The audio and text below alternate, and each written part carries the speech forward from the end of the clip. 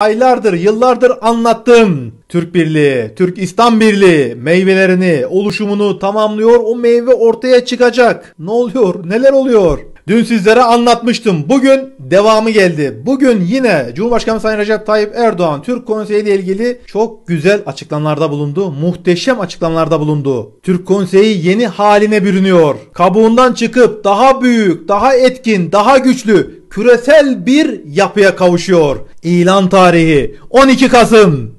Elhamdülillah. Sizlere hep dediğim gibi Kasım ayında Türk Konseyi'ni, Türk Genişi farklı bir yapıya kavuşacak, farklı bir isme bürünecek, daha aktif, daha işlevsel, daha güçlü bir yapıya kavuşacak. Bekleyin, bekleyin, sabredin diyordum. Geldik, Kasım ayına geldik ve tarih açıklandı. 12 Kasım. Türk Konseyi artık kurumsallaşmasını tamamladı. Türk Konseyi artık değişim ve dönüşüm zamanı geldi. Bu vakit yaklaştı. Türk Konseyi yeni katılımlarla, Türk devletlerinin yeni katılımlarıyla beraber daha büyüyor, daha etkinleşiyor, daha da aktifleşiyor. Cumhurbaşkanı Sayın Recep Tayyip Erdoğan'ın yaptığı açıklamada 12 Kasım'da İstanbul'da yapılacak olan 8. Türk Konseyi zirvesinde tarihi bir dönüm noktası yaşanacak. Tarihi açıklamalar yapılacak. Dili bir, eğitimi bir, sağlıkta bir, ticarette bir, ordusu bir, parası bir.